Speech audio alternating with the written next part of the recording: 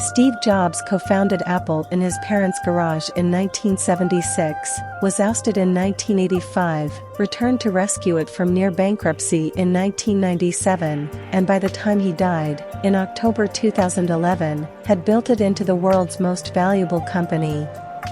Along the way he helped to transform 7 industries: personal computing, animated movies, music, phones, tablet computing, retail stores, and digital publishing. He thus belongs in the pantheon of America's great innovators, along with Thomas Edison, Henry Ford, and Walt Disney. None of these men was a saint, but long after their personalities are forgotten, history will remember how they applied imagination to technology and business. In the months since my biography of Jobs came out, countless commentators have tried to draw management lessons from it. Some of those readers have been insightful, but I think that many of them, especially those with no experience in entrepreneurship, fixate too much on the rough edges of his personality. The essence of Jobs, I think, is that his personality was integral to his way of doing business. He acted as if the normal rules didn't apply to him, and the passion, intensity, and extreme emotionalism he brought to everyday life were things he also poured into the products he made.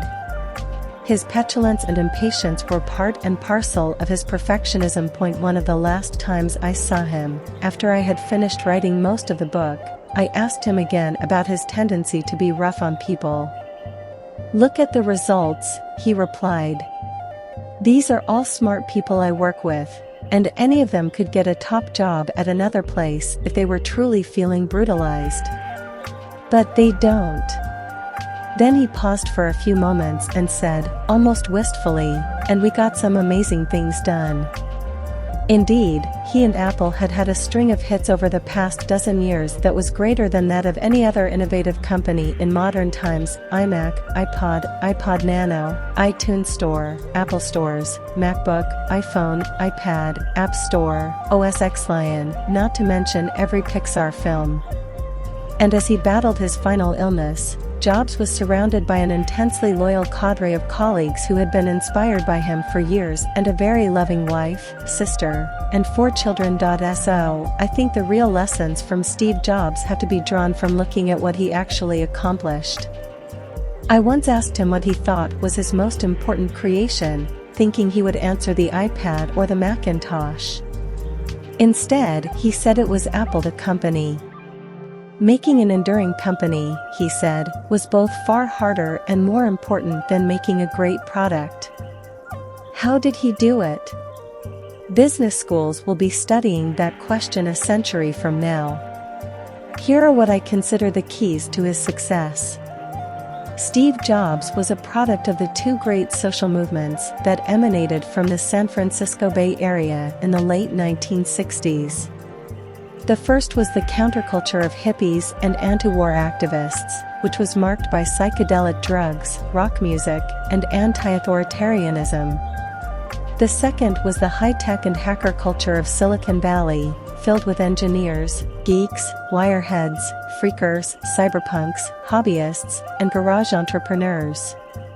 Overlying both were various paths to personal enlightenment: Zen and Hinduism, meditation and yoga, primal scream therapy and sensory deprivation, Esalen and EST.an. A mixture of these cultures was found in publications such as Stuart Brand's Whole Earth Catalog.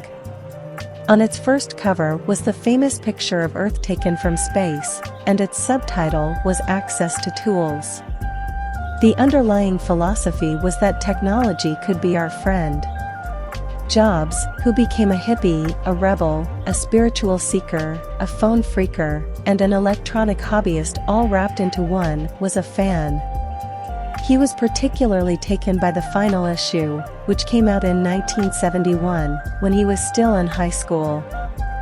He took it with him to college and then to the Apple Farm commune where he lived after dropping out. He later recalled, on the back cover of their final issue was a photograph of an early morning country road, the kind you might find yourself hitchhiking on if you were so adventurous. Beneath it were the words, "Stay hungry. Stay foolish.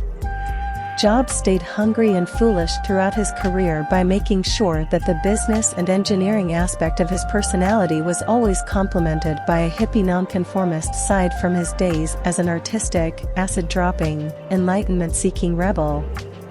In every aspect of his life, the women he dated, the way he dealt with his cancer diagnosis, the way he ran his business, his behavior reflected the contradictions, confluence, and eventual synthesis of all these varying strands. Even as Apple became corporate, Jobs asserted his rebel and counterculture streak in its ads, as if to proclaim that he was still a hacker and a hippie at heart.